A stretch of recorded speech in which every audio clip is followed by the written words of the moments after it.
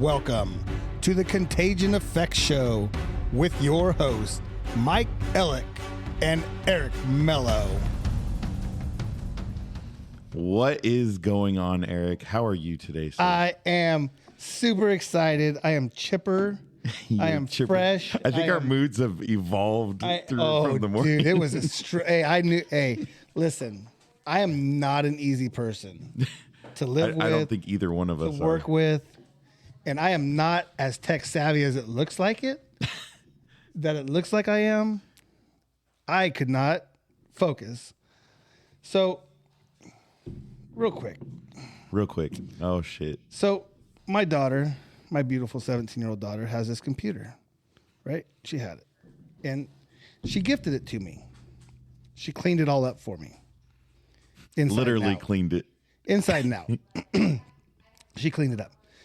The beautiful part is it works. There's nothing wrong with it. Did you guys throw it in rice? No, because we threw all the rice away because we cleaned out the cabinet, right? So it literally just sat on the counter. It literally just sat on the counter. Sat on the counter. And it full on went in. Full on went in. Yeah, she said full on went in. Wow. So the deal is dude, Apple's amazing. It is such a great product. Well, I mean, it is. It really I washed my iPhone 12 like 3 weeks after I got it. Like full on went through a washing, and it worked fine.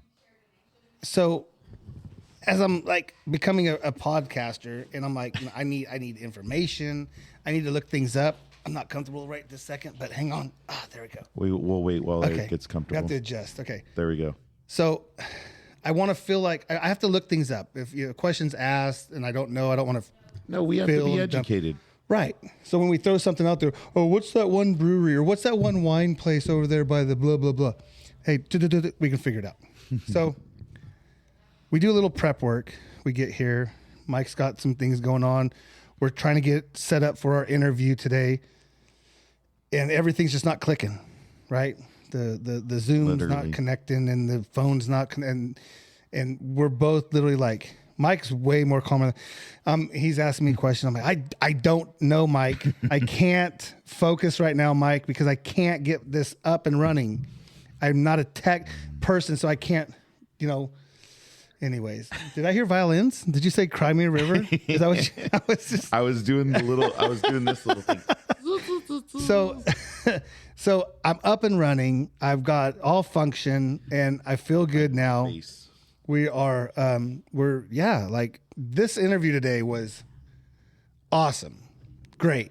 Love it. Our interviews are pretty awesome. Our interviews are good. If you don't like our podcast or not. Better too. Yeah, for sure. Absolutely. And again, like we said before, is an hour doesn't do justice for the guys, for the people that we interview. I shouldn't say just guys, but for the people that we interview. Because we could have sat with Tamara for 3 hours and talked to her. Oh, we could have. So I know we would that have just had to get her closer to the mic because she struggled with sitting by the mic. Yeah, but she's our sponsor, so we love her. Yeah, oh, absolutely. So, anyways, I just feel complete now. You make me complete. Oh, you let me have your Wi-Fi password. Tear. So I'm good. So how are you, buddy? Are you sure? I'm stoked. There was, it got touch and go because I think you went through your little thing. Yeah. And then we finished up, and then I went through my little thing, and then we had lunch, do sushi and beer, and wine, and wine. We did a great interview for our guest today, and to talk to what you were saying about the hour, we could have probably been on the phone for 3 hours with easy, him. And we didn't even touch. Like, we didn't touch really much on the county and some of the things. Yeah. We could have touched more on his military career. Unfortunately, I went off topic a little bit on something, but you'll enjoy it. Yeah. Oh, educational. And if you don't enjoy it, then that sucks for you. Yeah. It was hockey. Rugby. Whoa. Oh, damn it! Cut it out. Mark it down. What time is it? Mark it off. We're leaving it. We're leaving it. Shoot. We're leaving it. This is what we do. Now I feel like a jackass. We try to do the least amount of editing, whether you like it. Yeah. We don't edit. There's some shows that'll edit for hours.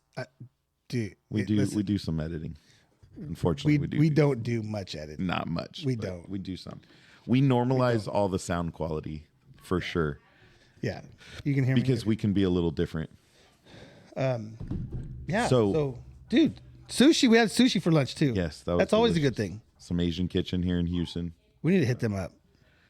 We do. They did a sponsor of the. Well, the problem they do. Since that's been lunch a couple times while we're doing it, but we don't want to make the guy that we interviewed a few weeks ago mad. Not support his business, even though I was there yesterday. We could go by and grab some. Why are you waving at me? I'm right here. Hi, buddy. Hey, so this is what we do. Like, this is our cool podcast. If you guys have questions, shoot us questions, email, check us out on the Contagion Effect show, all your streaming apparatuses that you need. And Mike, what else do we have? What? So we're moving into the realm of trying to go video, like live with this. So we did a little tidbit this morning with Mr. Eric Villette, right? Ooh, I can't wait. Yeah, so we did a little tidbit with him, hammerlanemafia.com. Second annual Frenchie's Truck Jamboree, Redding, California. Red Bluff. Damn it, it's Red right there. Bluff. But they're right there. They're right. Red Bluff, Redding. Red Bluff, California. Do they have internet up there? Because we're going to need that. Dude, you've seen his stuff. He's got internet. He's hooked up. Yeah, he's got some. So, May 2021-22 at the Red Bluff Fairgrounds.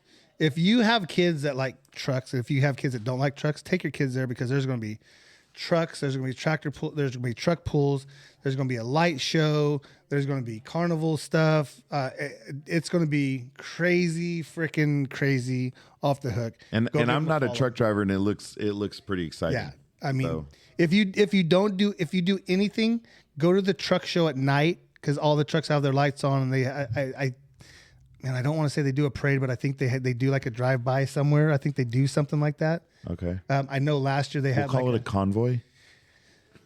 Yeah, Instead man. of a parade. A convoy. Convoy. So we're trying to roll in some live. We're gonna start getting everybody on Zoom because that connects to our software. So we're very excited about that. And then yesterday, we had, just kind of an off the wall conversation with somebody that reached out to you. And we did, to be honest, when people reach out on the internet, you kind of go, you're skeptical. You are skeptical. But so far everything Dude, I'm dropping his name, like Steven Joyner. He hit us up. Well, we had a mutual understanding of there's multiple podcasts, promote your podcast Facebook pages and stuff. Yep. And so I drop my link wherever I drop it. I mean, I share and I drop my link and he reached out. He's like, dude, I can get you so-and-so. I'm like, okay. Sure. Here's my email and here's the business phone number. So talk to the guy that answers the business phone because I don't carry the Contagion Effect hotline phone. That's all Mikey. Yeah. And so he goes, dude, this guy wants to do some stuff with us. I'm like, okay, well, let's sit down and have a conversation. So we get him on the phone. We have a little 3-way action with him. And he's like, hey, so-and-so? He's like, hey, hold on.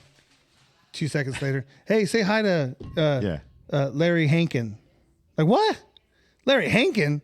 I'm not going to tell you who Larry Hankin is. You're going to go do homework. You guys are going to go do homework. And you'll see. We had like a 15-minute conversation with this guy. Yeah. I mean, and then all of a sudden we're into the next conversation with another guy. And I'm gonna get you on this guy's podcast. Hold on a minute. It calls up. He's like, hey, you guys want to be on my podcast? I'm like, yeah, of course we do. Another great conversation. So, needless to say, these are all people that are going to join our show in the future here.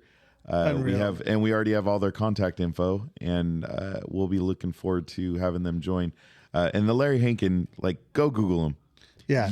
I guarantee you, if you watch any form of TV or movie, you have seen this guy. Yeah. He has been in Hollywood for 40, 50 years. That guy. If not longer. Yeah. So we're pretty excited. I mean, that's just the tip of the iceberg. We're looking at even more. Something got them fired up. Oh, I think Aiden's home or something. I said There you go. So we have a lot coming.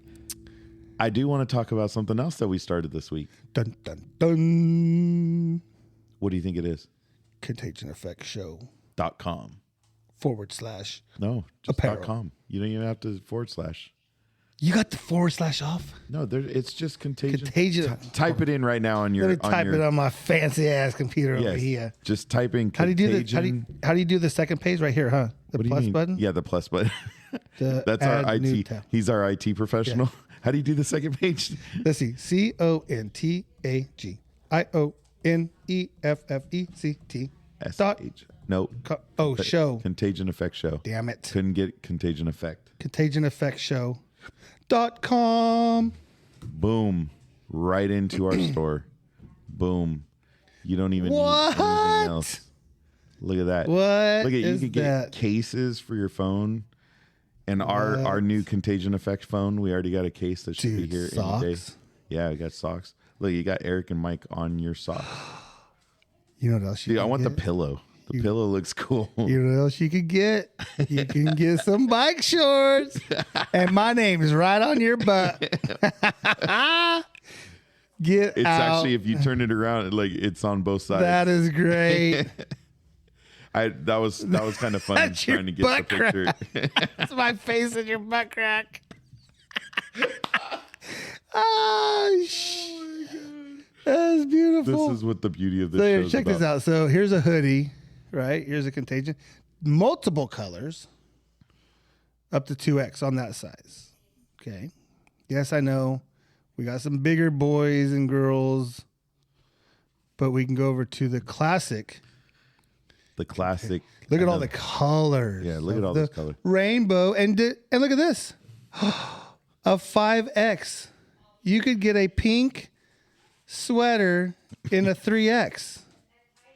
You can get Not all colors are available in all sizes. Thank you. Not all colors. You can get a whatever the hell color that is in a 5X. Whatever color. I don't know what color it is. It's like that's not fuchsia. Look at that. You got our mugs right there. Look at that. Who doesn't want a Contagion Effect sweater? You guys should all try it. Ooh, I like the green. The green is bright. Dude, that green is pretty sick. Dude, you will stand out. Yeah. So go check it out. Wow. ContagionEffectShow.com. Baby. So ContagionEffectShow.com. All proceeds do go back to us. So thank you for your support. Plus, we want to get people out there repping. And, the goal will be as we do shows, we can give some of our guests them. We want them to rep it on their social media. Yeah. And if you get some gear, please rep it on social media. Tag us. # Contagion Effect Show. Exactly. Let us know. Don't forget, like today, we tried our new technology with Eric Villette and YouTube. We went YouTube live, so make sure you check out our YouTube channel. We got a lot of shit. We do. There's a lot of stuff in a pretty quick time. So, and there's still a lot of learning to Face do. mask, phone case, stickers. Oh, on that. Oh, yeah, on that. The stickers. Well, it's there's a decal and a sticker. Die cut sticker. Yeah, die cut. Drinkware. It's only the water bottle right now. We're working on maybe a. Well, there's other stuff. I just got to play with the design of it. Yeah. It doesn't come across. Yeah, go check it out. Pretty dope. Yeah. Pretty dope, if I don't say so myself. And we would appreciate your support. Plus, you get a nice shirt or sweatshirt or, iPhone case or Samsung case, whatever it may be. Hopster Not, what's up? What's up, baby? Zeb Beards, what's going on? Thought we were going to get together. We need to do something. We need to do a podcast. 18 wheels rolling. What's up, buddy? What's your new start time? You got a new start time? Where did you stay? He likes your beer choices. Okay, Liv, yeah. That's Liv. Her husband is a CHP officer for like 16 years. Oh, wow. I think they're up north. Okay. But yeah, some social medias. Social medias. So we did get called out, last week or the week before, because we kind of fell off our drink of the day. And to let a lot of you know is because we had to do some recordings prior to people working. So it's, nothing, you never want your truck driver friend driving under the influence. It's not a good thing. Right. So. No, it's frowned upon. Yeah. Frowned upon. Right. But are you ready to roll into that? Would you like to share? You have an empty glass do over there. it. So for my drink of choice today is from the the probably one of the OG. Well, it is not probably. It's one of the OGs. Russian River Brewing. I have already partaked in the Blind Pig. Right, this is the Blind Pig right here from Russian River. They have 2 breweries, one in Santa Rosa, the home base, and what some people have called the Disneyland of craft beer, their new brewery and pub in Windsor, California. So Windsor's the Disneyland, or Windsor is the Disneyland. Okay. Yeah, Santa Rosa is like where they formed. Okay. So real quick, I actually have 2 because we've been here since a while. Okay? Wow. So Wow. yeah, so don't judge. This is the Blind Pig. It is an IPA. It is an IPA, so that is the India Pale Ale, full-bodied hop. It's got citrus and some piney fruit notes. It is hoppy. It is hoppy. I'll tell you that. But I'll tell you also that it is 6.2%, and it is a medium bitterness. So they have a IBUs is what it is, an International Bitterness Unit. Mm-hmm. And I want to say it's around 60-ish. It's not the highest I've had, but that was awesome. I know, it did sound That sounded good, dude. It sounded like real cool. Sorry. I wonder why he was calling, but maybe I screwed up. But anyways, so yeah. And so the next one, I'm going to open with I got this for Christmas. Look at that, with your name and everything. Everything. Check this out. That is pretty cool. What? With your name on it too? And it's embroidered. It's not embroidered. Embroidered. It's etched. It's laser engraved. Thank you, Cole. Thank you, Cole West. You rock. It almost looks like a whistle. Don't work. So yeah. So now this is the STS. This is the Pilsner. STS. Is that from? This is the Pilsner. This also is from Russian River. Okay. It's a little lighter on the alcohol level. Okay. But it's a lighter beer for people, and I always want people to try craft beer. It's a Keller Pils, which Keller is the hops that they use. Mm-hmm.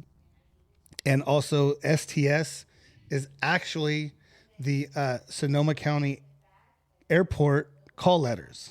Oh, really? Yeah. So, like I said, this is a Pilsner. It's 5.3, and this too is medium on the bitterness, but it's clean and clear, super easy to drink, and you get the yeasty front, a little malty, but it's crisp and light. It's really light, and it's just easy to drink. Yeah. So cheers. I'm probably going to get banned on Instagram for drinking. Really? I thought they all. Do they do that? Well, you watch all the more. Oh, of the yeah. shows. I am part of a beer club, huh? Yeah. I mean, don't they drink or Or is no? it Facebook that bans on the. Yeah, Facebook's which is funny because they're the same owner. Yeah. So cheers, y'all.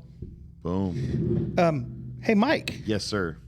What are you partaking in on the alcoholic adult beverages? I am doing this wine here. So I have La Manella Rosso Di Montalcino. So this is actually an Italian wine. Okay. It's actually for the Americans, it's a Sangiovese, but this is directly from Italy. Whoa. Yeah, which is cool because you can actually get it at what's it called? Bevmo. And what Total was Wines beautiful, and More? What was beautiful was what my wife and I did was we wanted to get wines from all over the world. Well, they have some where you buy one, if you're Club Bevmo and all that, you buy one, you get a second bottle for 1 cent. So we bought 2 of everything. Whoa. Yeah. Well, just because what's the run of it? What's the cost? What's your primary cost on the first one? This one was like $30. I mean, 2 I don't bottles think we spent for $30.01. Yeah. Jeez. Well, you figure it's $29.99. 1 cent makes it 30, right? Yeah. So it wasn't bad Bevmo. at all. But we bought. I mean, I think our most expensive bottle that day we bought was $50, but we got 2 bottles. Yeah. So $25. I think we spent $150 and we bought bottles from Italy, France, Argentina, and Spain. Is there a big difference between Argentine wine? Well, it's whatever the grapes, right? So like Argentina is known for a Malbec, like they're the best of. We talked about that, and it has to do with their landscapes, their soil content, the soil all that, content. Right? It has to do with their weather. Isn't that nuts? Yeah. Well, I mean, Murphy's. They actually have a lot of they have a Malbec. There's a couple wineries that serve a Malbec, so they must have the same soil contents that help the grapes grow for that type. And they have some Sangiovese too. So I told you guys you're going to learn something. You're going to get educated up in this. So sucker. This, like I said, I am using stemless, which is some people in the wine world are God, stemless. Oh my gosh, he's not. But unfortunately, Jamie and I have been drinking a lot of wine. I mean, we've been drinking at least a bottle a night. I see the paparazzi back there. Is she creeping? Come on, it's because I'm on camera, so she doesn't want to be on camera.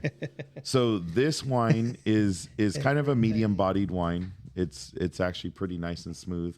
It is a little drier, so you got that, like when it hits your mouth, you kind of have that taste. Little taste. It's not bad though. Not very acidic. Kind of in the middle. You'll get tastes of like cherry or red fruit. The one I always laugh about is like leather and earthy, which I still, even though when I'm tasting, I can never taste leather when they talk about tobacco.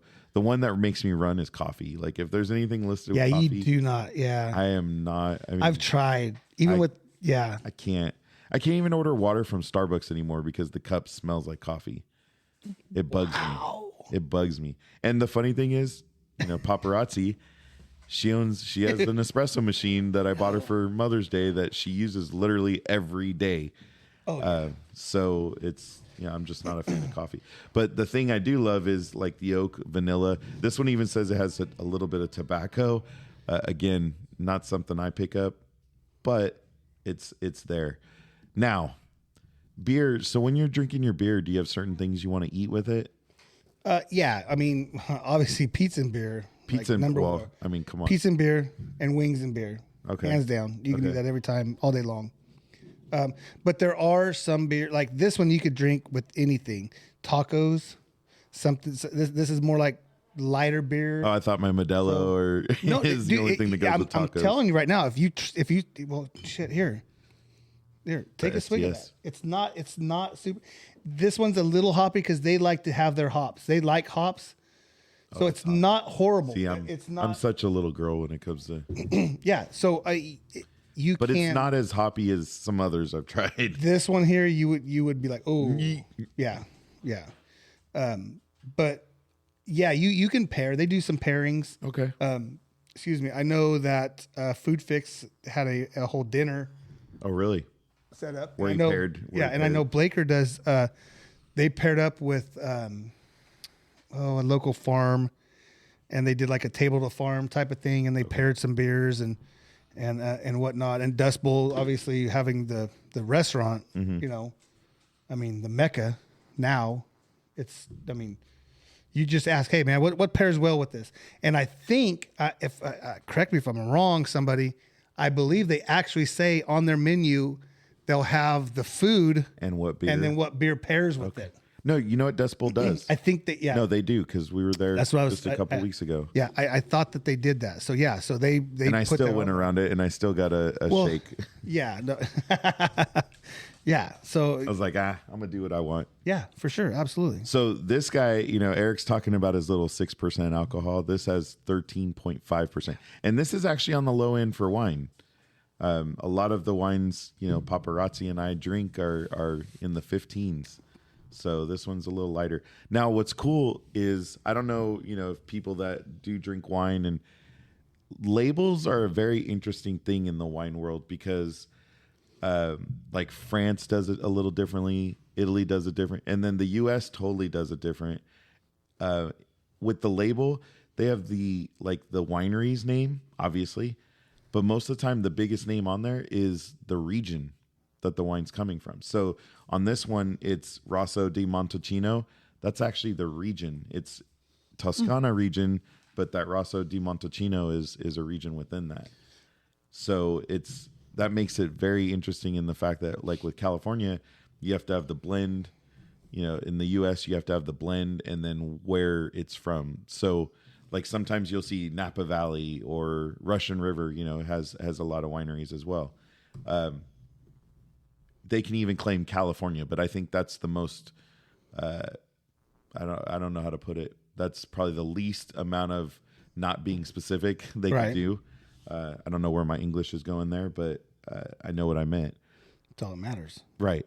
So it is interesting how, you know, the bottle doesn't actually say Sangiovese on it, even though it is a Sangiovese grape. So pretty cool. So kind of along the lines, this kind of turned into like the craft beer, craft wine segment, which is fine because I think we may start doing something. So you say regions and different varieties and stuff like that. Just to give you a short intro into this. Well, I know hops. We talked about the hops thing. If you go just American hops, and I'm cheating because I'm not smart. Just on the American side, 41 different named hops that are available. That's just name. So they'll do experimentals because obviously you could take number 14, which is an El Dorado, which is a fairly common hop, and put it with 30, which is a Satis, and now you've just created, you know, hop number 142789 experimental, which they actually do. They do that. They will use the experimental name to see what type of beer is going to come up, and then they kind of go from there. Feeling the brews. So jump on. We'll talk to the hops versus wine. Yeah. 10,000 wine grape varieties. Yeah, that's nuts, dude. And the crazy thing is, like you say, Cab Sav is probably Cabernet Sauvignon is probably one of the most popular, right? Right. It's actually a blend of two different grapes that they ended up blending together. So it's Sauvignon Blanc grapes, which is a white wine, and Cabernet Franc. That's what created Cabernet Sauvignon. Wow. So they like, I don't even know how you do it. Yeah. But I've learned, I mean, the cool thing is like back in the 1800s, there was a mite, like the little intrusive bug, right? Yeah. That actually took out a lot of the European grapes. So their vines couldn't handle it. Well, they found out that the U.S. vines could stand up to the mites. So what they did was shipped a bunch of U.S. vines. They could literally copy and paste, just like on your computer, the branches onto the vines, and now that created a stronger vine. And so most of the European vines, their base are from the U.S. Wow. Because otherwise the European wine market was going to disappear. Down here on the corner, that's what they do, right? Didn't they have the vineyard? On the corner? Yeah. Who? The Poinsettia. I think that's, Really? Yeah. Well, I mean, I think they had the wine. I mean, everybody has starter. I mean, you see, I mean, you're driving out past Hilmar and you see, like, you cross over that bridge, you know, the 1-lane bridge. And I mean, there's a whole orchard now there. Well, where you guys picked up the wreaths vineyard. Across America at the starter plant, that's a starter plant too. Oh yeah. Yeah. I mean, so it's all over. Was he joining? Kind of like we're all over. We are all over. I don't know. I don't know what I just waved. He jumped. I don't know. Nah. Well, I think we're good here. Yeah. I think we need to move on to our sponsor. Alrighty. And then our guest. So since we're going to be talking to our guests, so right now, Eric. Yeah. Later, Deuces. Bro. Later. Now for our sponsor, Tamara Polito with the Finance Group, where they're creating a future where everyone has access to the loan and home they love. Whether you're a veteran, law enforcement, a first-time home buyer, you're up or downsizing, or even if you need to just refinance, our community deserves proficiency and expertise. Better rates, faster close, welcome home. Tamara Polito, NMLS 1. All right, we are here today, Eric, with our next guest. I'm so excited. I love it. You're excited about every guest. Oh, man. But we are actually here today with our local Stanislaus County Sheriff, Jeff Dirkse. So, Sheriff, welcome. Well, thanks, guys. Thanks, Mike and Eric, for having me. I appreciate it. Oh, we appreciate your time. So I know we sent you over questions. We'll just be honest about that. And I do have to do one little drop. And that's what's funny is I went and got my haircut this morning in Turlock at a place on Main Street. And I got told that Kyle Gomes' wife says hello. We'll say hi. Yeah. So Danielle said hi. Excellent. She cuts my hair every morning. Well, every month or so. So, all right. Well, with that, so I think we're gonna go with calling you Jeff. So, Jeff, where did you grow up? I know I saw you were born in SoCal. Where exactly were you born? I was actually born in Upland. Okay. But we lived in Chino. My family has always been in the dairy business, so I grew up on a dairy originally down in Southern California, and then we bought the ranch up here and moved the dairy up here. And so I moved when I was 7. So I've lived in Stanislaus County, other than my military time. Right. I was 7 years old. Wow. Well, that kind of helps with the no dirt clods. No wonder you don't want to throw them on the dairy. Sorry, little. Wow, what kind of undertaking? Yeah. I mean, I know you were only 7 when it happened, but man, moving a dairy from SoCal to Stanislaus County, that's quite an undertaking. Oh, yes, it was. And I don't remember all the details, right. But I do remember that, with the dairy was still operational down there before, as we built the one up here. And so literally they would have to milk the cows when the day or the week of the move. They would literally milk the cows down there, put them on a truck, and then haul them up here so they could get milked up here for the next time. That's crazy. Wow. That's it. Yeah. I mean, think about it. That's one thing that doesn't stop. You have holidays, and we have a trucker underlying tone on our podcast, but that's another thing is you still got to milk cows. Right. They don't stop. They don't have holidays and days off. And, at least twice a day, every day of the year. And you literally have to move them between milkings. Wow, that's crazy. Yeah. That's amazing. Yeah. I bet that was, wow. Yeah. It's thankfully I was too young to have. Yeah. You just got to go for the ride. Yep. That's good. So you moved to Denair, and then I saw you went to Turlock High, right? 1990. I actually went to Turlock Christian through 8th grade. Oh, okay. And moved over to Turlock High beginning in my freshman year, and spent 4 years at Turlock High. I played football all 4 years. I wrestled my first 3 years, and I was on the track team my freshman year. I was not a good enough thrower and not a fast enough runner to do anything. I was one of those people that needed something like a decathlon or, Right. Because I could kind of do it all okay, but none of it is good as the specialists in those events. Right. So which sport did you love the most? Oh, football. Football? Football was definitely my favorite. What position did you play? On offense, I played tight end, which I was fine. Okay.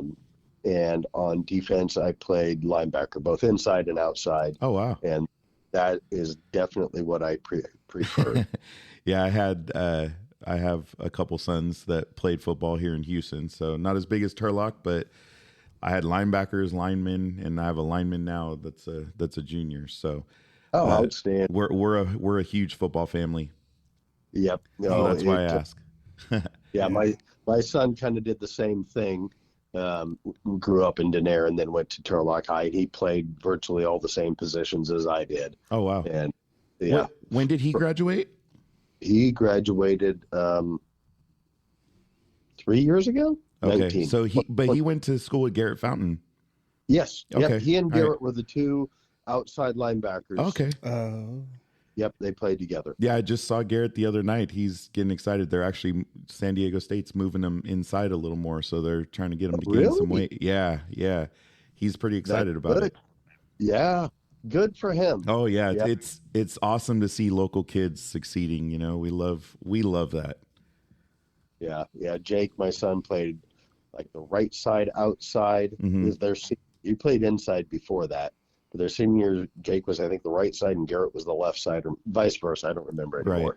Right. Oh, it all goes by so fast, right? Yep, that's for sure. So you graduate from Turlock, and what what kind of drove you to going into the military? Well, we start with the dairy business, and I really like cows, but I like them about medium rare on my plate. Agreed. Yeah. And had no interest in the dairy business, even though my family still owns the dairy. My sister and her husband own it now, and they run the dairy. But I always had an interest in the military growing up, and really my whole life, kind of unusual in that my family does not have a strong history of military service. I had one uncle on each side one was in the Air Force for a couple of years, one was in the Navy for a couple of years, but oh wow, just under the military always intrigued me. And when I was a kid, my parents encouraged all of us to go to college, and they said, well, if you want to go in the military, you should look at going to one of the service academies. And originally I always wanted to go to the Naval Academy and be a SEAL. That was going to be what I was going to do. But my oldest brother is a commercial fisherman, and when I was in high school, I worked for him one summer, and I got off the boat at the end of the summer, and I said, I will never work on a boat as long as I live.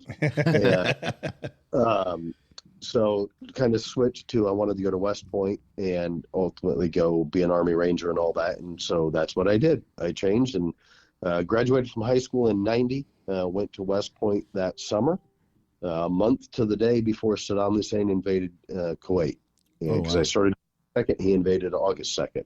Oh, wow. Yeah, so I spent 4 years there. In Iraq?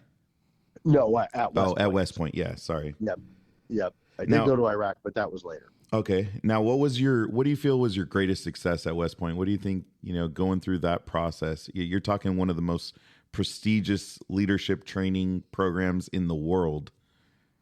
Yeah. My greatest success was graduation. That's perfect.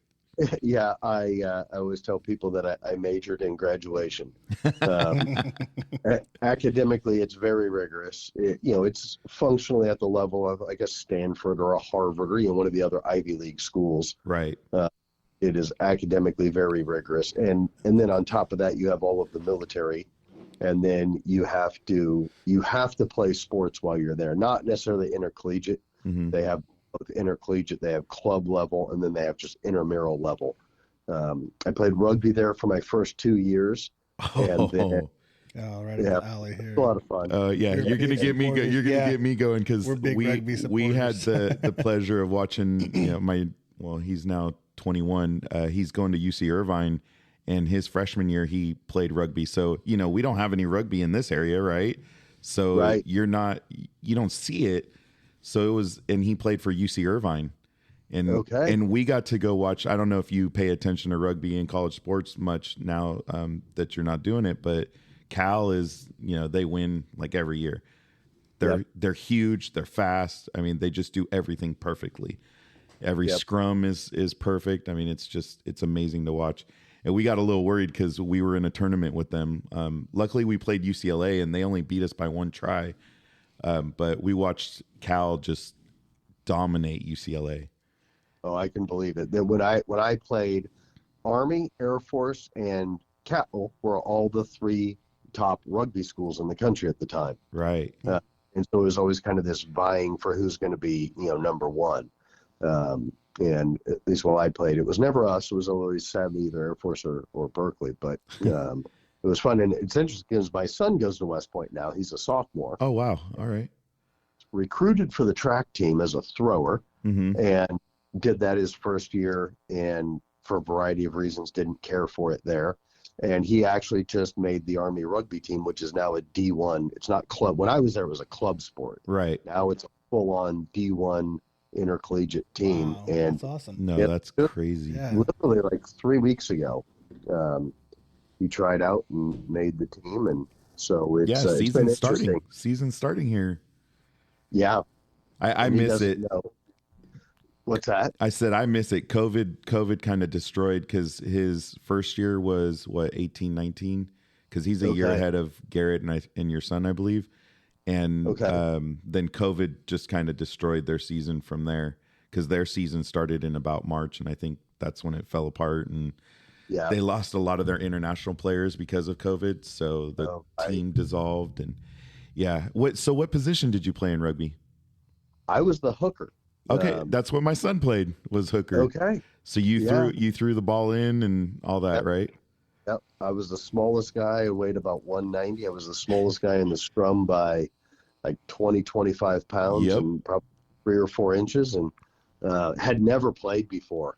Yeah. I kind of tried out on a whim and was selected for the team, and it was a ton of fun. I feel like the hooker seems like it's the position where you can be that new guy, because you sort of play, the middle of the field for the most part. You come in, do the throw-in. The throw-in's not that hard. I mean, there is some things you need to do correctly, right, when your guys are going up, and I forget what that whole play is called, and then I know my son was always on the very front of the scrums. Is that where you were, front and middle? Yep. And you had to kick the ball back? Yep, that's exactly it. Yeah. I learned it was a blast. And then it was fun to watch, what you guys do after each match. So Oh yeah. Yep. It's funny because since my son just made the team, I've been actually watching some rugby, like college rugby or pro rugby, trying to relearn the game. Right, get refreshed. 30 years, since I paid attention to it. And it's been kind of fun. You're like, oh, I do kind of remember that now. And, now that with Google, I can actually look up all the rules that I never understood when I played. Oh, some of the penalties and how the fact that a penalty could be called, but then they'll play on to see depending on who gets the ball. And the advantage. Yeah, the advantage. I was just in there, what's going on? Like, I heard him blow the whistle. What's going on? So right. And then the advantage play can come back like minutes after it was called. Mm-hmm. So some of that's it's still pretty confusing. Yeah, but it is a blast. If you have the opportunity to go watch some rugby live, I highly recommend it. I think, we love football, but watching rugby, so that's awesome that's one of your experiences, and now your son's getting to experience it. That's great. So it's we don't know exactly what the spring schedule is, and then it depends which side he makes. A side being their best side, and then they have A, B, and C, and he doesn't know if he'll fall on, presumably he'll be at least C. Right. And maybe B, I don't really know. And then depending on what side he ultimately lands on for this year, that'll kind of depend on his schedule. So we're waiting for his schedule to come out so we can try to go see him. Yeah, no, that's awesome. Well, I wish you all the luck and him all the luck, because it's a hard sport on your body. Yeah, like I told him, I said, that sport will put you in really good shape because you've got to be big, strong, with a lot of endurance. It will make you tough. It will mentally. Sorry to talk about it, but this was an aspect of sports that I loved with my, enjoying with my son, and talking about the day of a game or a match. And he would go quiet most of the day. I'm like, what's going on with you? He's like, I'm preparing mentally for tonight. I'm like, what do you mean? He's all, Dad, with football, we had pads. I could run at somebody, hit him. Normally didn't hurt. I'm putting my whole body on the line now. It's a different thing. So. Very much so. And, you play through, well, typically not something broken, but, if you don't leave a game bloody, there's probably something wrong. Oh, Eric, you came to the game where he got hit across the nose, right? And busted had a big old face. Yeah. So then they had tape going across his face and up and down, and it was pretty fun to watch. And he popped his shoulder out multiple times, and he'd be in the middle of a match, and you'd see him kind of wiggling his arm, and then he'd pop it back in place. Yeah, so he was different though. So sorry to get off track on that, but now with your West Point experience, is there anything you would have done differently? I don't think so. I'm probably a somewhat unusual West Pointer in that I really enjoyed it while I was there. A lot of people hate it while they're there because it's hard. It's just in that, you go to bed at 11:30 or midnight, you wake up at 5:30 or 6, you're going all day. A typical academic load there is 18 to 20 credits per semester. Wow. yeah, plus the military stuff that you have to do, plus sports. It is a busy place, but I really, really liked that. Kind of the structure of it, the discipline. And I went to West Point because I wanted to be in the military. Right. I mean, it is a great education, but that wasn't my primary driver for going. So I don't know that there's really anything I would have done different. So I was what's called a military art and science major, which is sort of like modern military history and theory and so on, which I really enjoyed. And then, but you also had to have an engineering track. Oh, really? And, Wow. yeah. And so it's not totally accurate, but kind of functionally, I have a minor in civil engineering. Oh. Now, don't ever ask me to design anything that will not work. Well, you have to go and get your functional engineer's license and all that. We're going through it again. My son at Irvine, he's a chemical engineering major, so I fully understand. Yeah, I never did any of that. How I passed those classes, I'm not sure. But if I had to do that part over, I probably would have done systems engineering instead. Oh, okay. As my engineering track. I think, hindsight being 2020, a better understanding of systems engineering would have been probably more useful in my life. But again, I'm never going to design anything, and the math of it is just not all that critical. Yeah, no, I fully understand. So some of the training that you went through, I'm just kind of going on a little Cliff Notes version. There was a bunch of schooling, obviously, air assault, airborne, sapper, and ranger school. Yep. What's a sapper? I've heard that before, and I think it was with Jack Griffith. We talked about the sappers, but I couldn't remember. If you could enlighten me on that. Yeah. So if you're familiar with ranger school at all, ranger school is what virtually every infantry officer gets the opportunity to go to. And if you ultimately want to serve in the ranger regiment, because there's two versions of rangers, there's the ranger regiment and people that have gone to the ranger school and have the ranger tab. Okay. Mm-hmm. But if you want to go to the ranger regiment as an officer, you have to have successfully completed ranger school.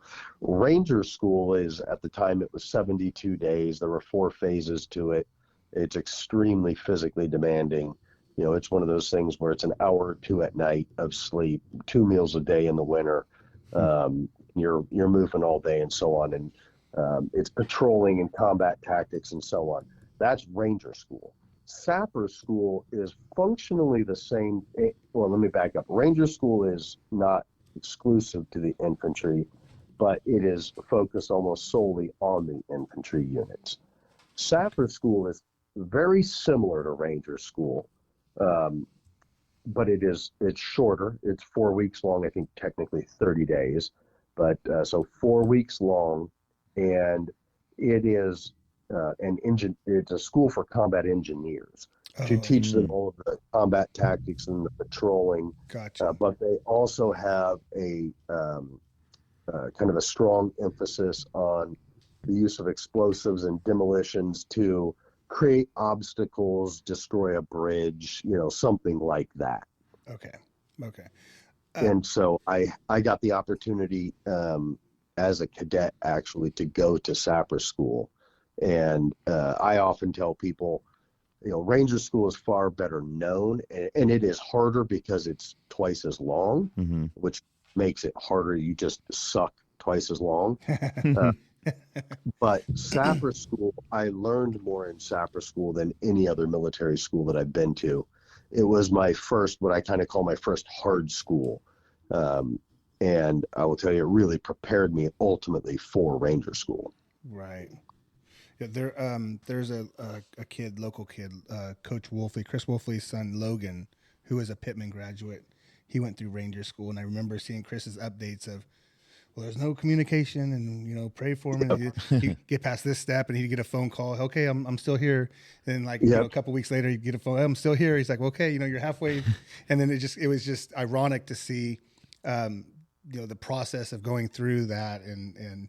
Wow. Which is what you see with SEALs too, yeah. I believe there's so much secrecy and some of the stories just unbelievable. Unbelievable. And we actually tie that in with, because we had Tyler May who went to Azusa.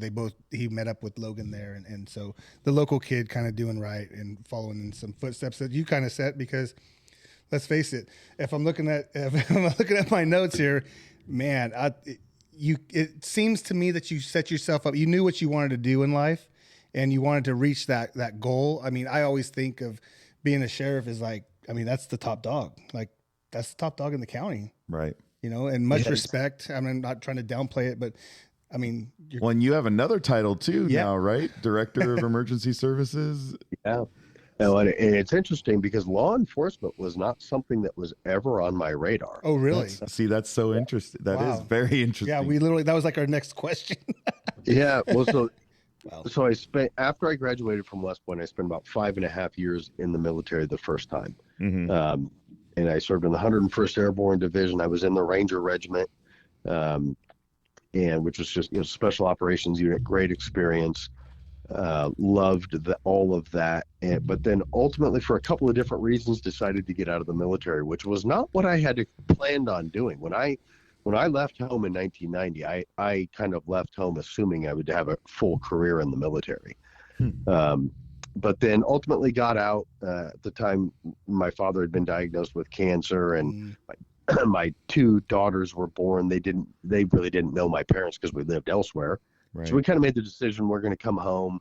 And I actually went back to farming at the time. So my family had the dairy, and my sister and brother-in-law ran that. But then my father had also bought a few hundred acres of almonds, and I stepped into that. And I was an almond farmer. And did that for about 4.5 years. Went back in the military after 9/11, took a couple of years, but I landed in the California National Guard and then deployed to Iraq for a year as a company commander. And that was actually the experience that led me to law enforcement. So National Guard, they're the weekend warriors, whatever you want to call it, but everybody has a civilian job. Right. And about 25-30% of my company company is about 120 guys. So 25-30% of my guys were somewhere in law enforcement for their civilian jobs. Mm-hmm. And a lot of them kind of encouraged me, like, you should become a cop. You would do well in that profession. It kind of suits you, etc. And honestly, I'd never thought about it. And when we got back in January of 2006, I knew I didn't want to go back to farming full time. It just, I needed a little more dynamic activity in my life. Right. And it's like Groundhog Day. Yeah. And I love farming. My whole family does it. Right. It just, for me, I mean, it's what led me to the military the first time. I guess it's the action, the challenge, no day is the same, et cetera. Mm-hmm. And, so I started looking at local law enforcement. They were kind of a heavy recruiting push at the time, a lot of vacancies. So I called up down to the sheriff's office, didn't know anybody, and she said, I'd like to do a ride-along. And so I came and did a ride-along for a day and went home, and I told my wife I found my new profession. How'd that go over? Yeah, how did that conversation go? She was fine with it. I mean, we've been married now. I think it'll be 28 years this year. Yeah, 28 years in June. Yeah, definitely. Thank you. And my wife certainly I've known her since 3rd grade, so we grew up together. She certainly knows my personality and kind of what drives me and motivates me. And it actually, as we discussed it, we came to the conclusion that law enforcement would be a really good fit because, we're a paramilitary organization in terms of structure and so on. Right. The challenges that you face every day are good for me. But on the family side of things, it's very stable, right? You live in the same home, right? You're like when I was on active duty, in 5.5 years, we moved 5 times. I can only imagine bouncing around. Yeah, you hear it. Right. Yeah. And, so think about kids and stability and so on. By then we had 3 kids. And so, we determined it was kind of a happy medium for us as a family. Gave me that professional, sense of duty and responsibility and service that I needed, but also created a stable family environment. And again, what year did you get into law enforcement? What was it? 07? Yeah, so we Wow, got back from Iraq in '06, and then I started the police academy in October of '06 and graduated March 15th of '07. So in about a month and a half here, I will hit my 15th anniversary in law enforcement. Nice. Congratulations. And that's what I think is the exciting part is, and again, no disrespect, you're kind of an infant to this. Really, I mean, 15 years really isn't. Well, when a you long look time, at maybe right? some I mean, of over your the big predecessors, right? And that's why. And like I said, no, and please, like, no disrespect. Right, I'm no. unfinished product. But like '07, 06, '07, you go into the post, you come out as a deputy. Well, and then 13, you was a sergeant. Yeah. Right. Yeah, And so- then 15, you were a lieutenant. That's what I'm saying. I mean, Like, is that unusual to go from sergeant to lieutenant in 2 years? Yes and no. I mean, we have a few other people that move that quickly. no, I'm gonna toot your horn. Like, Yeah, it's impressive. Like, I'm super impressed. I mean, it's like quick.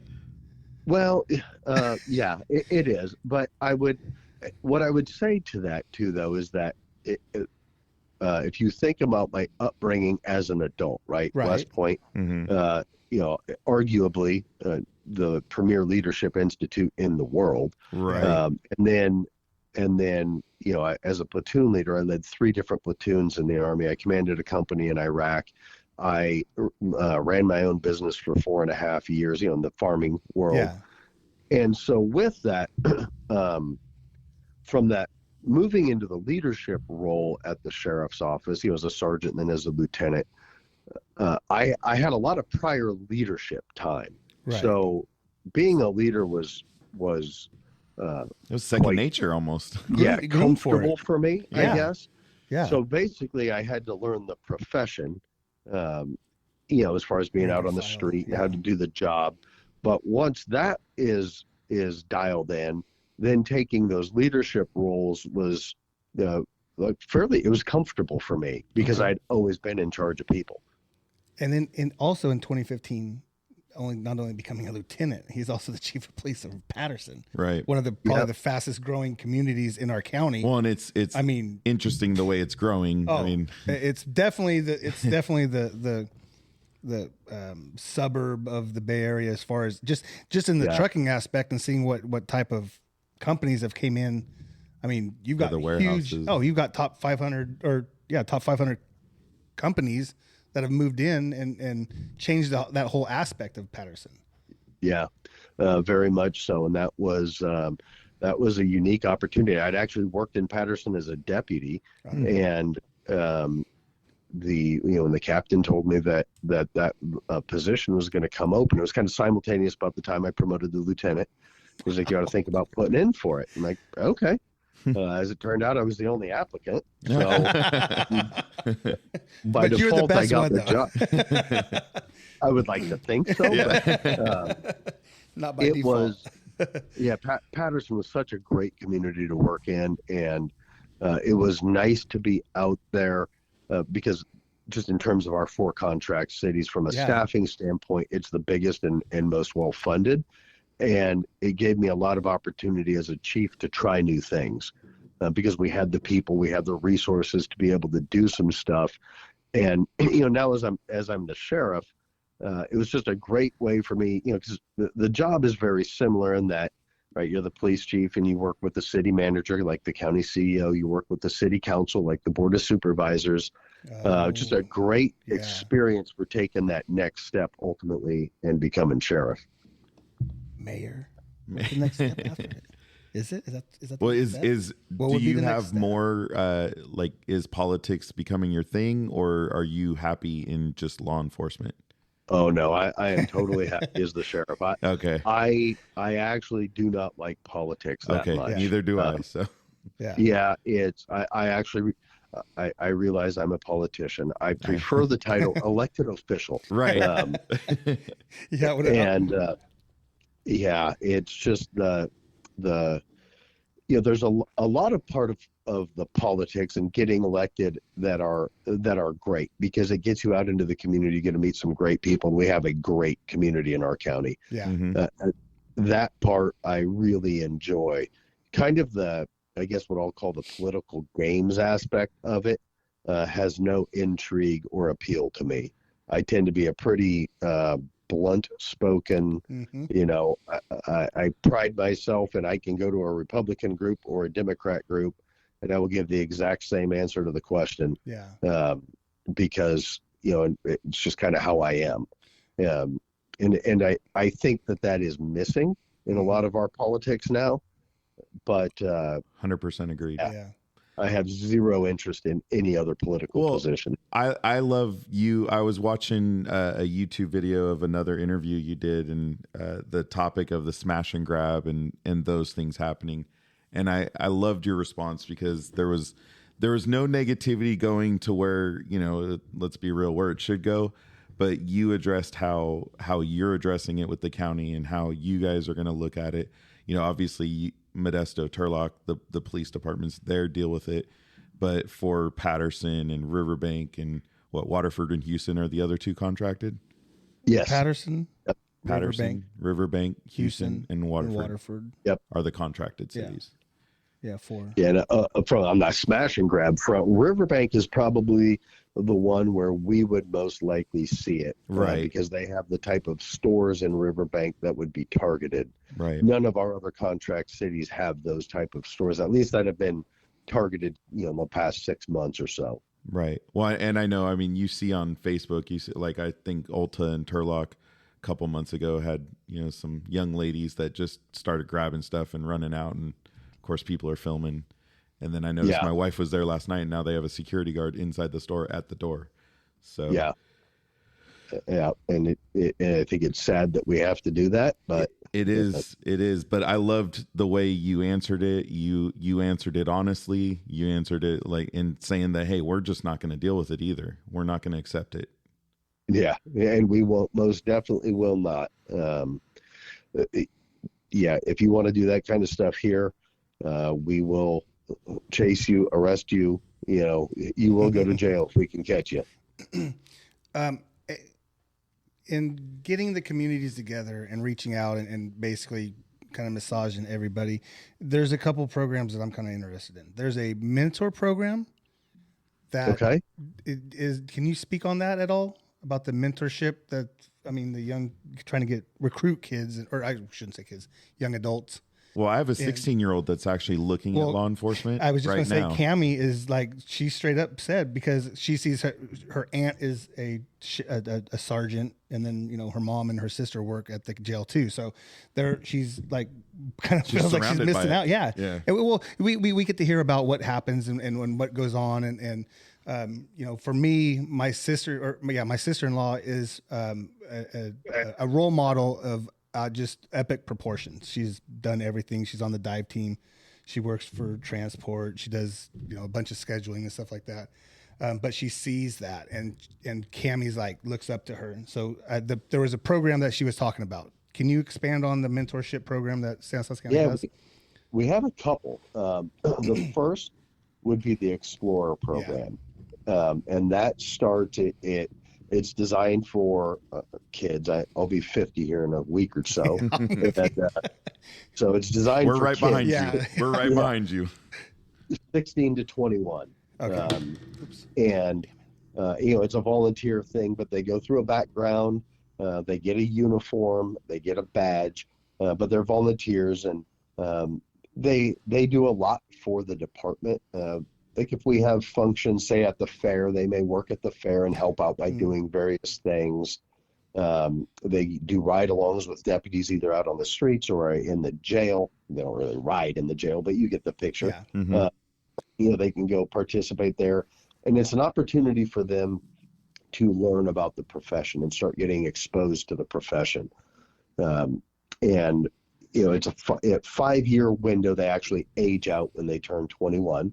And it is a great program. Like so much, kind of with COVID, it's taken a bit of a hit, but it really gives the kids who are interested in law enforcement the exposure to the profession, to the department, and what all the options are. Because most people think of it in terms of being a deputy, but we have our crime scene technicians, our community service officers, court security officers, our clerical staff, our crime analysts. You know, the kind of the intel world of law enforcement. There are all sorts of different things that a kid can do, or a person can do in this profession. So being an explorer just gives them exposure to all of that.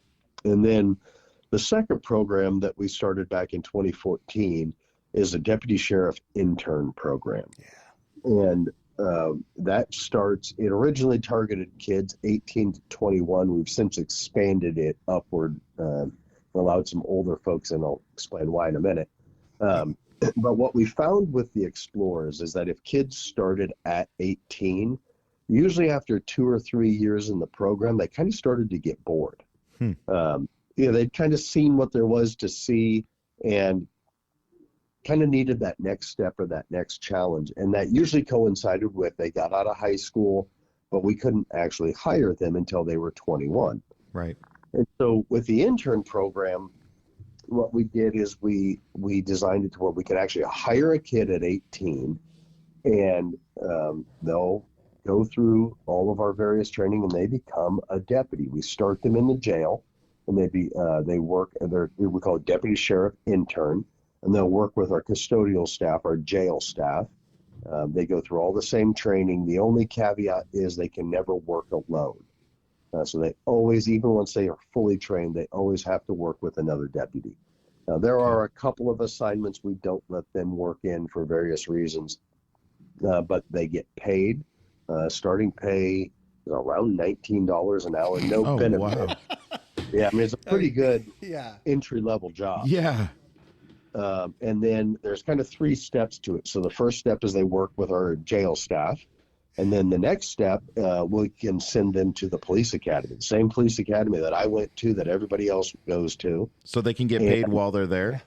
Yeah. Wow. That's what Kimmy came home all stoked. Yeah, she's all stoked. And they can go to that at 19 or 20, and then we'll put them out on the street. And so they could be a 20-year-old carrying a badge and a gun on the street. Again, they go through all the training. And again, even once their training is complete, they can never work alone. Right. But with that, in this entire program, other than while they're in the police academy, it's technically a part-time job. Police academy portion is full-time, 40 hours a week. But the other 2 phases are part-time. They can work up to 28 hours a week, but they also must simultaneously be enrolled in 9 credit hours of college. Wow.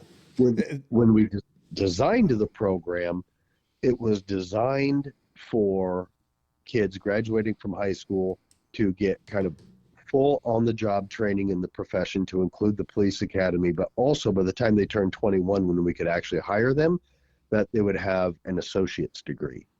Wow. And just kind of set them up. What we found in the program is you had a lot of kids that wanted a 4-year degree, which is great. And so they wouldn't join the intern program because they would age out at 21. So we've subsequently upped the age. I think it goes all the way to 25 now. Okay. And that way we can allow kids that want that 4-year degree to complete that while still working here. It's a pretty high-paying part-time job. Yeah. And they get a lot of on-the-job experience. And ideally, they can then get their 4-year degree and then become a full-time employee of the department. So what if now, like for my son, for example, he wants to go into the military. He's actually looking at the Air Force. What would you recommend for him? Because he was looking, well, if I'm going to become, law enforcement, should I go become an MP?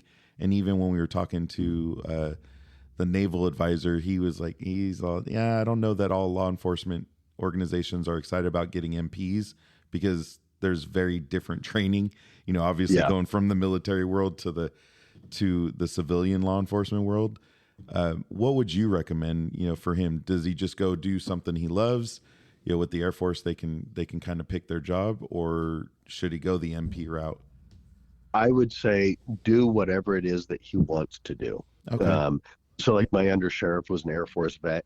He was a security policeman in the Air Force, so an MP. Mm-hmm. Great experience. He loved it. So there's absolutely nothing wrong with going that route. Mm-hmm. But at the same token, you're absolutely right. You're going to still go back through all the training anyway. Okay. So he still has to do the academy. Yep. None of that transfers over. So I would say do whatever it is that you want to do in the military. And there are so many great skill sets that you can get. I mean, from, flying drones to being some sort of a mechanic, or in the intel world, or computer, whatever it is that you're interested in, I would say go do that. Okay. That's good to tell him, because he's like, oh, well, I think I want to be an MP, so then I can move over to law enforcement. But if that's not the route, he can go enjoy something else. Yep. And what I would say, so, the way it sits now in law enforcement, they can't retire with their full retirement until they're 57 years old. Mm-hmm. So anybody, that starts now, if they start when they're 23, 25, say, out of the military, they still have 30 years that they can do in this career field. So I encourage almost any kid that's, in that college age range, go to college, go to the military, and then go to college. You have 30 plus years once all that's done that you can be a cop. No doubt. Go enjoy life. Go enjoy it. Well, I don't know about enjoy. And go enjoy it. And from our standpoint, in law enforcement, especially when you look at everything that's gone on in law enforcement in the last 18 months, to have an older applicant, because I didn't start until I was 35. But to have an applicant who's 23, 25, they have a college degree, they've been in the military, they have some discipline, they've lived somewhere else at a minimum, mm-hmm. right? Because we don't have any military installations locally. Right. I mean, the closest they could be is Travis Air Force Base. Right. Or they could be in Iraq or Syria, or, who knows, Germany, wherever, anything, Korea, anything in between. They're going to be out on their own. They're going to learn how to be an adult on their own with some supervision and through the military. And they will always have some other skill set that's out there, that they've learned in the military. And it is, to me, that is a great, great setup. And, even like, say, a kid can't afford college, but they think they want to do the military. Join the military, use your GI Bill, get your college degree, right? Get into this profession. Yeah, and then you can get a hold of our sponsor who can help you get a VA loan. Exactly. And buy a house and become a productive member of society. and that's kind of been now. Speaking of the veteran aspect, have you looked at how's the transition? I mean, obviously you went from military to law enforcement, so. Yeah, I know there's differences, but still some of the mentalities remain the same. Have you taken advantage of any programs available to veterans since you've gotten out, or has there been any programs that you support and you truly believe in for veterans? Yeah, I mean, as far as taking advantages, so I would tell anybody who gets out of the military, make sure you go through the VA process. Absolutely. And, if you have any kind of injuries, make sure they're documented, get a rating. Mm-hmm. From the law enforcement side, none of that precludes you from getting hired. So I know I've had people in the military like, oh, I don't want to go through the VA because if I get a 20% disability because I have tinnitus in my ears, I might not get hired. Nope, don't worry about it. You do have to pass a series of physical tests to get into law enforcement, but none of that precludes you from being hired here. And there's things that the VA will mark that are not necessarily, physical injuries either. So it's exactly. I know that process. We dealt with it with my dad, and unfortunately, we didn't do that process. I mean, he passed away in 2015 of lung cancer. He is a Vietnam veteran. He went through Agent Orange. He, lung cancer. Yeah. He was like 130% was his rating. Right. So he got paid very well, but we didn't learn it till 2 years before he passed away. Right. And think about all the years that he could have been in better shape. So. Yep. Exactly. That's why Eric and I really want to bring this to the forefront that a lot of veterans don't know what's out there, and we have people like you who are in these positions, to. And been through the process of military and some of the veteran organizations that can help bring that. Absolutely. And because I didn't go through the VA process until maybe 5 years ago or so. I kind of the same thing. Oh, I'm fine. I don't, all my Mhm. aches and pains from jumping out of airplanes and Iraq and all That's that. normal. I They're mean, that's fine. everyday Right, things, right? right. I mean, I used to be almost 6 feet tall. Now I'm 5'11" on a good day. Um, That that's actually impact got And probably we don't you. mean to laugh because we're probably true. I mean, Yeah. that's, yeah. 5'11" is probably optimistic, but but no, they absolutely need to go through that VA process. But other than that, there's not a lot. I don't think I ever used my VA loan to buy a house. I'd actually have to ask my wife on that one. The boss. But I don't think I did. Yeah, but there are so many things that are out there that are available that they've earned it. Yeah. Oh, and absolutely. by a veteran taking advantage of those programs or whatever's offered, they're not preventing someone else No. from taking advantage of the same thing. I think a lot of guys have to get over that. Yeah, we've heard that too. Yep. Because I know, like for me, I was a company commander. I had 5 of my soldiers were killed. A couple dozen were wounded, some pretty seriously, and I always felt like, well, I was not hurt nearly as bad as they were, so I shouldn't go through that. Yeah. I don't want to take something from them, but that's not the way the system works. Yeah. So.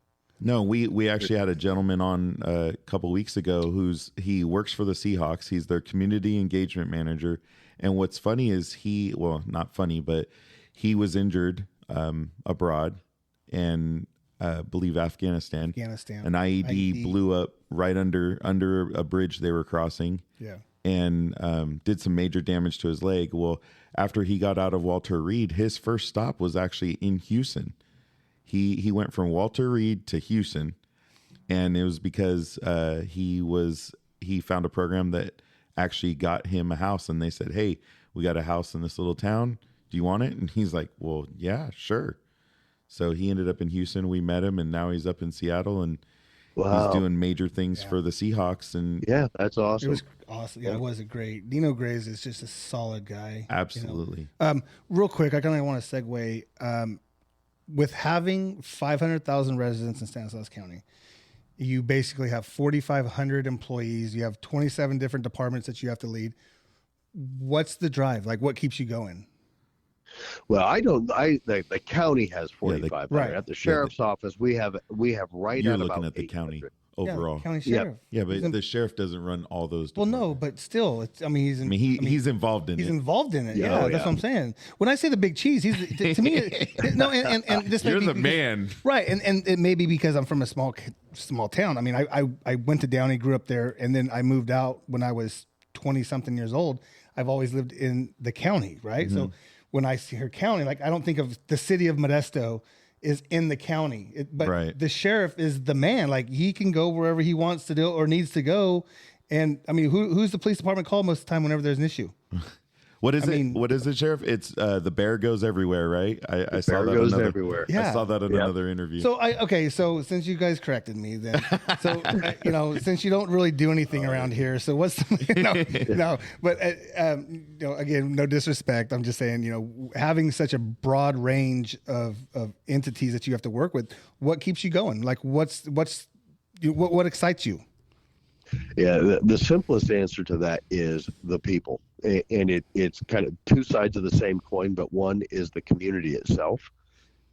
Because I will tell you that, again, I'll go back to what you've seen in the last 18 months targeting law enforcement in our country. Yeah. We do not see that here. Yes, we have criminals that don't like us and, may try to hurt us, but our community truly supports us. 100%. And they want a safe community. They want criminals to go to jail. And, that feeds us. And as an organization, not even just the sheriff's office, but I think I can safely speak for all law enforcement in our county, we feel that support and we really appreciate that. And then the other side of that coin is the team here at the sheriff's office. We are in the strongest position since I have been working here. We are functionally fully staffed. We are able to do more for the community, and I think we have the best staff at the sheriff's office collectively. Again, in my 15 years here, I would agree. and so it's that idea of working with our community and working with the team here. That is truly what feeds me. because it is, a lot of people, oh, it is an honor. But it is an honor to be able to do this for the community that I've lived in for, again, minus my military time, for almost 43 years. Appreciate that. That's awesome. Yeah, you have it's a re-election. Great place. Sorry, I apologize. Go ahead. I was going to say, it's a great place to be. Yeah, it is. Oh, I love it. I do. I mean, like I said, I know I've only lived here, but I mean, I can go 2 hours and be anywhere I want. Well, we moved here in 91 from Santa Clara, and my friends from Santa Clara, well, why don't you come back? I'll never go back there. Yeah. Why would I go back there? I'm in an area where my beliefs are at least, valued. I love this community. I mean, I love Houston. My wife and I try to do a lot here. So we appreciate what you bring to the county. I know we're coming up against your clock. Yeah. But we have one really hard question for you real quick before we stop. So Eric and I, we kind of got away from it for a couple shows, but we have a drink of the day for each show. But some of our shows were in the morning, or Eric had to go to work, so we couldn't do any of that. The whole DUI thing is frowned upon. Yeah, I think it's pretty bad. But maybe when you and the wife are sitting back and relaxing, what's your go-to drink? Ooh. Ooh. Probably one of two things. So Okay. I am wine. I don't care as long as it's red. Okay. That's Mikey. So Yeah, that's me that's right right up there. his aisle. yeah, but I'm not picky. Okay. It can be $2 Chuck. It can be a $200 bottle of wine. As long as it's red, I'm good. Beer, I'm a complete snob. Uh-oh. That's Eric's word. Well, let me preface you real quick. I have a Russian River blind pig sitting right in front of me right now. Oh, you're a lucky man. I love it. My go-to beer is Dust Bowl Hopserath. Okay. Yep, Okay. I am. So we lived in Germany for a couple of years, which we never really talked about. But Yeah. Right. German beer is universally good, and it's all universally the same. And when we moved back from Germany, the whole micro brew thing was really going through the roof. Yeah. And I know some people don't like IPAs. I'm a huge IPA fan. Man. And Dust Bowl Hopserath has just been kind of my go-to beer. My gentlemen, my friends in the Instagram world are going to love that. They are all about that. Yeah, he's Eric. Yeah. So Eric's very big into beers. Yeah, I'm a big beer snob too. And the microbrewery thing. I mean, I Yeah. think he's traveled up and down the West Coast, visiting almost every microbrewery there and is. there's every day there's one popping up somewhere. Yep. I mean, from Blaker to Last Call, Dying Breed, Yep. Persuasion at the market. I mean, that's I even left out the third Oak. I can't believe Oakdale has 3 craft beer. I know. I don't want to leave anybody out, but Right. Dying Breed, Grains of Virtue. Grains of Virtue. And- It's Yep. They awesome. all have. I have tried all of their beers. Blaker has a number of beers that I like, Dying Breed, I've had some of theirs. Yeah. I'm because surprised I Blaker actually- doesn't have a statue of Eric from when they first opened. That guy lived there. It was yeah. Yeah.